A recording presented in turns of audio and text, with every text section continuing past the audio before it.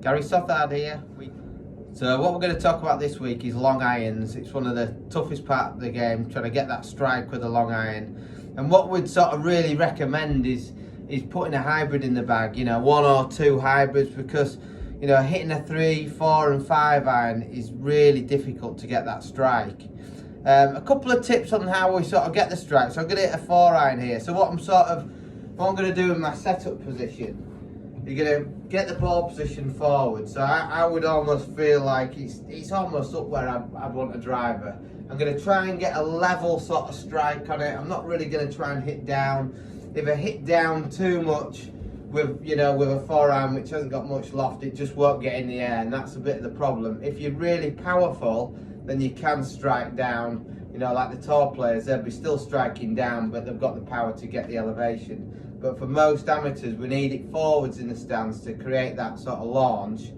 But we don't want an upward hit, we want a level hit. So simply, the ball position is going to help this. So place it forwards in the stance. And this is what I'm sort of feeling. I'm feeling it's inside my left heel. Then from there, I'm just going to really make sure I get through the ball. By getting through it, will help me get the angle of attack to get that strike.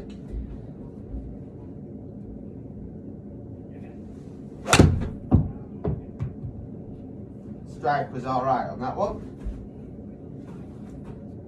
It's just gone slightly left, but it felt like a decent contact on the ball. But what I'm going to have a go with on this next shot, I'm going to go with a 4 hybrid. So instead of the 4 iron, I'm going to try the 4 hybrid. And then we're going to look at difference in sort of spin rates and launch angle. Because the real sort of key thing with a hybrid is actually getting the launch. You know, so hybrids, more weight at the bottom of the club, a little bit more loft on them. As you look down visually, it looks like a bigger hitting area, so it can help you get that lift on it. Also as well, the profile in the face, because an iron's obviously a bit straighter looking, so it feels like it's harder to get it in the air, which means you sort of lift back on it.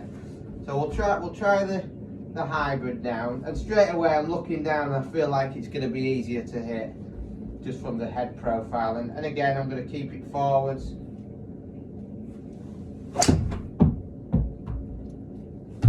You can see that it's gone straight in the middle of the green actually, but a lot higher flight, a lot more launch on it. So I've done the same swing there, both of them, but I've definitely found the hybrid easier to hit.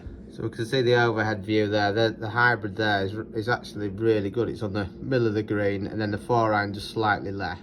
Okay, so if we look at the numbers, the first one, the 124 ball speed, that's the 4 iron. And then, so ball speed has increased with the hybrid, and that makes complete sense to me because it is a bigger head. It looks visually easier to hit. Back spins more, which is better. And then the height, the peak height's 4 yards higher, which is massive. Carries further, nearly 9 yards further extra carry, so it's in the air for longer. Just overall easier to hit that hybrid. So you know, why do we even put a longer iron in the bag? You know, they're just hard to hit.